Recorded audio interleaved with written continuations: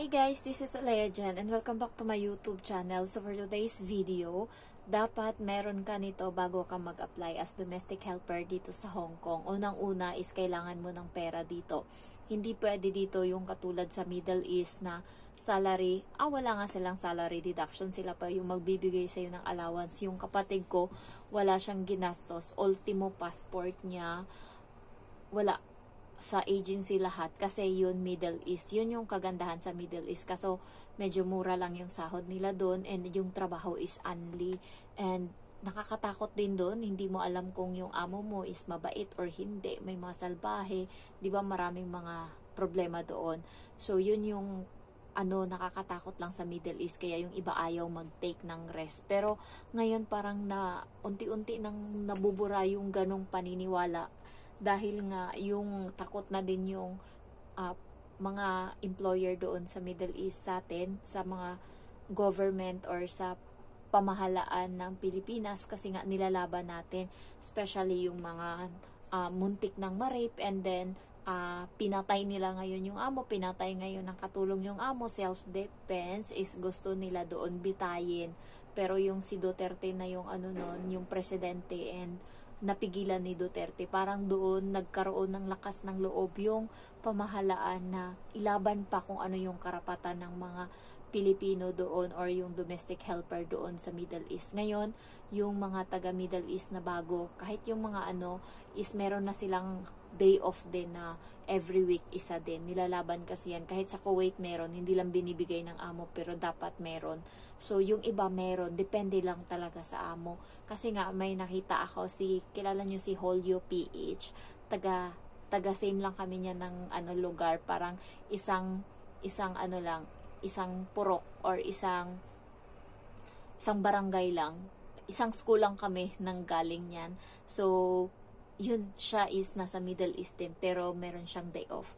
So, ang kagandahan lang sa is libre sila doon. Pagdating dito sa Hong Kong, sa gastos tayo, magagastusan ka talaga dito. Hindi biro yung gagastusin mo dito sa Hong Kong. Yung iba is gumagastos ng 20,000-30,000. Mura na yan, ha? Yung iba is malala pa dyan. Yung kaibigan ko is 70,000 yung ginastos niya. Nauna lang siya sa akin ng 1 month dito sa Hong Kong. So 70,000 kasi nga nag-upa pa siya ng bahay sa Manila kasi nga taga-probinsya. Pagkain, pamasahe.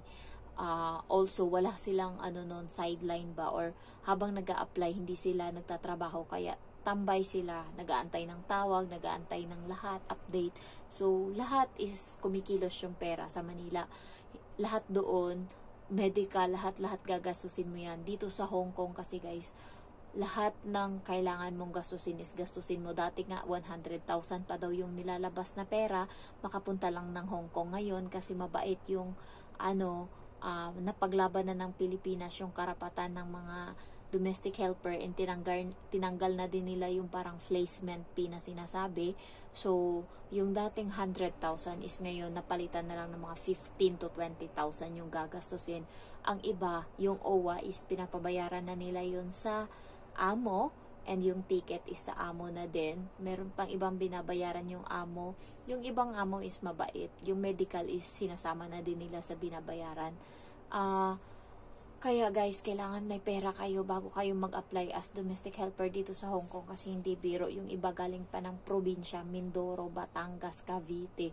Pamasahe niyan pagdating sa Manila is hindi natanggap sa employers interview or brokers interview. Kaya kailangan may pera ka talaga. Siguro pinaka talaga na budget is 30,000. Pa yan, manghiram-hiram ka pa niyan kasi nga kulang pa yan. Sa akin, hindi ganun kalaki yung nagastos. Mga 15,000 lang. 15,000 lang kasi nga, yung pamasahe and pagkain is hindi ko na sinama sa ginastos na yan. Yung akin lang na kinuwenta is yung mga papeles, mga lahat-lahat ng pinrases ko para sa pag-alis. Pero yung pagkain, hindi ko sinama and yung pamasahe. Kasi nga, hindi mo naman control kung kailan ka babiyahe, kung kailan ka alis, ganyan. So, kung kailan ka kakain. So, diskarte mo yan kung paano mo malilesen yung gastos mo. Next is kailangan mahaba yung pasensya mo dito sa Hong Kong. Hindi pwedeng bugnutin ka dito, hindi pwedeng matampuhin ka, hindi pwedeng balat sibuyas, hindi pwedeng magalitin ka dito sa Hong Kong. Kailangan marunong kang mag-control ng emotion mo. Ako guys, hindi ko na alam kung kailan ako last na sumigaw na nagalit. Hindi ko alam. Kasi dito sa Hong Kong, hindi ko kaya. Nakalimutan ko na rin kung kailan yung kamay ko is hindi mabilis gumalaw. So, nakalimutan ko lahat ng mga, yung pagmumura, hindi ko na rin nagagawa dito. Pagmumura, and then, yung pasensya dito sobrang haba. Yung kahit hindi mo kasalanan, kasalanan mo na lang. Hindi mo kailangan mag-sorry, pero nagsusorry ka na lang para matapos yung usapan. So, ganun dito guys, mapaggumbaba ka. Isa yan sa kailangan mo para magtagumpay ka dito sa Hong Kong, para tumagal ka dito sa Hong Kong. Ayan yung gagawin guys. Pasensya, pera, syempre, and also pakikisama. Nandun na yung lahat. Magiging masayahin ka para pagdating mo dito sa Hong Kong, na-adjust mo na yung sarili mo. Kaya, kailangan guys, bago ka pumunta sa Hong Kong, is, alam mo yung work mo is very under pressure ka talaga. Yung pressured ka sa trabaho para pagdating mo dito sa Hong Kong, anumang pressure yung madatnan mo, is hindi ka na problema or hindi ka na nag-worry kasi naranasan mo na. Ganto ako dito. Pressure, marami ako niyan sa Pinas kasi yung trabaho ko doon, hindi biro. Utak ko yung gumagana doon. Alam mo yung pag umuwi ako ng bahay, naglalakad, tulala ako sa daan, ganyan. Tulala as in. Ayan. So, yung pinakamasayang araw ko sa Pinas is yung gabi na mahaba-haba yung panahon na makakapag-cellphone ako, makakapagpahinga. Yun lang. Pero pagdating sa utak ko yung nabubugbog doon.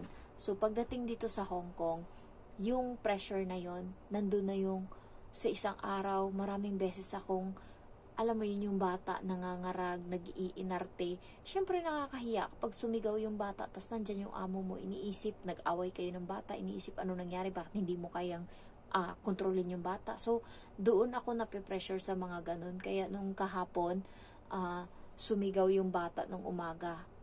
Na ako ba, alam mo yung pag sumisigaw siya, iniisip ko may mali sa ginagawa ko. So, inuulit ko. Ngayon, nagmamadali na kasi late, tas sumisigaw-sigaw pa siya. So, ngayon, sinabihan ko siya. Ang aga-aga naman para sumigaw ka. Ginanong ko siya. Nandan din yung amo kong babae tsaka lalaki. Napikon ako. Yung boses ko kasi kapag ako, galit ako, buo siya. And sabi ko, ang aga-aga naman, sumisigaw ka na. Sabi kong ganun sa kanya.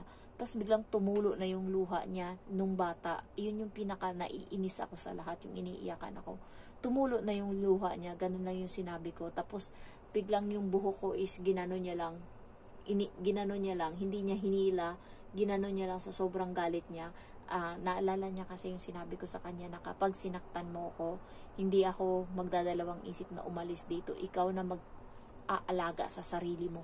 Tingnan ko lang kung hindi ka babalik sa dati mong katawan na para kang butot balat and sakitin. Ginanong ko talaga yan siya. Tapos, pagdating nun, habang nandun kami, sinusuotan ko siya ng sapatos, puro niya sinasabi is mali yung gawa ko. Meron daw nakayukot na medyas sa loob. Ginagawa ko siya. Pinapahirapan niya ako hanggang sa muntik na magsarado yung lift, yung elevator, and hindi pa siya tapos hanggang sa napikaw na talaga ako. Tinulak ko na siya. Sabi ko, umalis ka na. Sabi ko ganun sa kanya. Wala na akong magagawa dyan. Tapos sumigaw na yung nanay. Pinapapasok na siya. Nagsumbong siya ngayon sa nanay na yun nga, ako nga daw, may ginawa daw ako sa kanya, ganyan. So, nagsabi yung nanay na, bye-bye. Sabi niya sa akin, bye-bye. Hindi ako sumagot. Napikon talaga ako. Hindi ako sumagot. And then, nandun ako, umupo ako sa pinto. Harap ko yung mga sapatos na nakahilera. Tapos yung mata ko is paiyak na sa sobrang galit na gustong-gusto ko nang anuhin yung bata. Gusto ko sipain sa sobrang galit ko.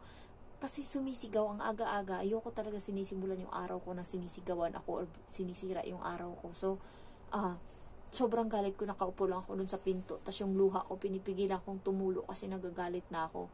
Kinuha ko yung sapatos niya, tapos hinampas ko ng napakatodo talaga, malakas. Hindi ko alam kung narinig sa CCTV.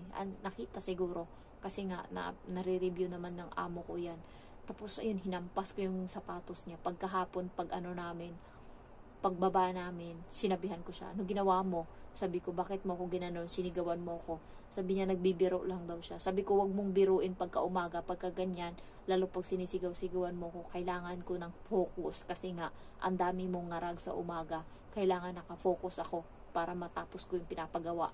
ginanon ko talaga siya. So, yun guys, kailangan mo dito is pasensya talaga.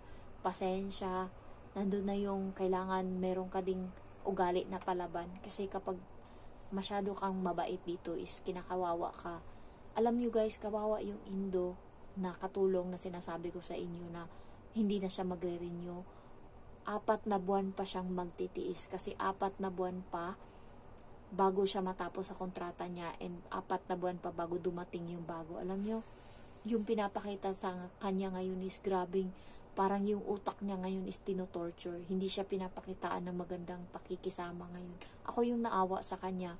Kanina habang nag-uusap kami, tas sumasali siya sa usapan, yung reaksyon ng matandang lalaki, ni minsan hindi ngumiti sa kanya. Alam mo yung kawawa, kahit yung amo ko, hindi na siya nginingitian kasi mangot na lang yung amo ko sa kanya parati.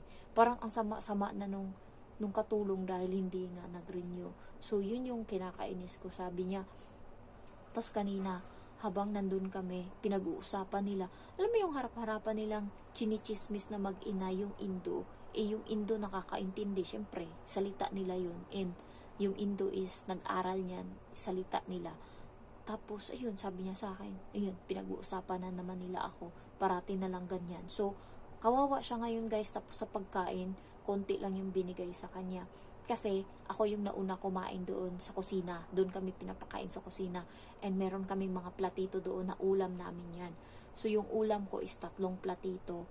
Marami siya, as in. And may gulay, ganyan. May itlog pa ako. Tapos, pagdating sa kanya, walang itlog. Tapos, konti lang yung binigay, as in. Kung sa akin 3 platito, sa kanya 2 lang.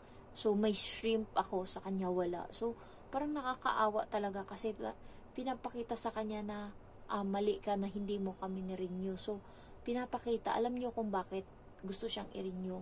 Kasi nga, nanghihinayan sila sa perang gagastusin. Sabi ng Indo, mahal daw yung gagastusin na pera kapag kumuha sila ng katulong galing Indonesia. 20 mil sa pera nila, sa pera natin is 140,000. Kami na mga katulong na Pilipino is nasa 70 to 85,000 lang yung gagastusin nila pag kumuha sila ng katulong galing Pinas. Pag Indo is mahal. Kaya ayaw na nila, gusto na nilang i-renew yan kasi nga gagastos na naman sila ng pera. Kuripot sila guys, as in. Kaya yun yung niririso nila. And yun nga, kailangan dito talaga matiisin ka kasi yung trabaho dito hindi biro. Yung Indo is umiiyak yan kada gabi sa pagod. Kaya yung mga trabaho nyo dyan sa Pinas, nung bago ako pumunta dito ng Hong Kong, umuwi akong probinsya, sabi ko, patayin ko na yung sarili ko sa trabaho dito para pagdating sa Hong Kong masanay na ako. So sa Pinas, trabaho ako doon sa may probinsya, pag uwi ko lakad-lakad. Pero pagdating dito sa Hong Kong, yung pagod ko sa Pinas, tinriple, as in, sobrang pagod dito sa Hong Kong. Yung pagkahiga ko, hawak lang ako ng cellphone, bumabagsak na siya guys sa mukha ko. Ganun ako kapagod araw-araw, as in. Kaya kailangan pag pumunta ka dito ng Hong Kong, masipag ka, yung pasensya mo is nandyan. Dapat good behavior or positive behavior ka. Kasi grabe, kapag ka dito, alam mo yung konting mali lang. Halimbawa, katulad nun sa akin, kinain ko yung pagkain nila. So, kung nag-overthink ako nun, marami nang pumapasok sa utak ko na mali, alam mo yun. Pero nung time na yun is, wala, nagkain ko na yan, magagawa ko. So, always lang na good, yung positive lang yung nasa utak nyo para hindi kayo masira yung araw nyo. Dati kapag nagkamali ako, parang buong araw ko na yung dinidibdib. Ang tanga-tanga ko talaga, bakit ko ginawa yun or sinabi yun, ganyan. Pero ngayon, naisip ko, kapag nasira ko yung isang bagay, wala nasira ko na. Kahit naman maglupasay pa ako dito, umiyak pa ako dito, hindi na yan mabubuo uli. So kaya useless lang kung buong araw kong isipin yung nabasag ko. Kasi kahit isipin ko yan ang buong araw, hindi naman babawi yung nangyari. Kaya kailangan ganun din kayo para tumagal kayo dito sa Hong Kong. Kailangan meron kayong perang sapat pag nag-a-apply. Pasensya. Kasi guys, Pilipinas pa lang, doon mo na mararanasan yung discrimination na sinasabi. Sa agency pa lang, ranas mo na doon yung sigaw, lalo pag napunta ka sa King's Manpower Agency. Bahala kayo dyan, i-bash nyo ako kung bahala kayo dyan. Totoo yan. So, pag napunta kayo dyan, dapat yung mental mo is napaka-tindi kasi nandyan yung sisigawan ka nila, as in, ang baba-baba ng tingin nila sa'yo. Next is sa TESDA. Ay, mas malala yung baba ng tingin dyan. Nandyan yung real token ka talaga, i-real to ka ng malala na, ay, katulong ka lang, chimay ka lang. Alam mo, pagdating doon sa Hong Kong or sa Middle East, magkukuskus ka lang ng idudoro, ganyan, kadiri yung trabaho mo. So, ganun, as in. Kaya, dapat Pinas pa lang, sanayin mo yung sarili mo na, pasok sa kabilang tenga, labas sa kabila. Hindi mo pwedeng dibdibin lahat ng bagay. May stress ka lang, mamamayat ka. Ayan. And also guys, dapat dito marunong kang dumiskarte. Hindi pwede yung masipag ka lang dito. Kailangan marunong kang dumiskarte, marunong kang makiramdam. Kasi kung marunong kang dumiskarte, hindi ka magugutom. Anytime makakagawa ka ng paraan para mabusog ka. And by the way guys, sabi ng Indo, tumaba na daw ako ngayon. Nakita niya yung katawan ko. Kahit ako, nasabi ko sa sarili ko kasi sobrang sikip na ng mga damit na dati is sinusuot ko ng normal. Pero ngayon hindi ko na masusuot ng normal kasi nga masikip na siya. Yun lang guys. Thank you for watching and I love you all. Bye-bye.